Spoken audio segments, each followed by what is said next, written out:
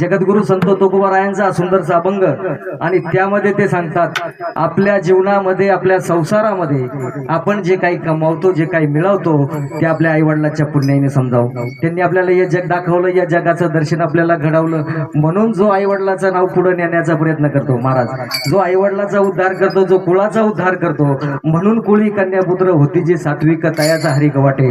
या सुंदरशा अभंगाप्रमाणे जगन्नाथ आसराबाई बडे व रेश्माबाई बडे यांच्या 4 धाम यात्रा पूर्ण झाली आणि त्या निमित्ताने जो मुलांना असा भव्य दिव्य कार्यक्रम या ठिकाणी ठेवला तो अतिशय आदर्श घेण्यासारखा कार्यक्रम या ठिकाणी ठेवला. आणि या मावंद्याच्या निमित्तानं हरिभक्त पारायण राधाकृष्ण महाराज भोपळे यांनी आपल्या मधुर वाणीमधून अतिशय सुंदर असं ज्ञानदान आपल्या सर्वांना या ठिकाणी केलं.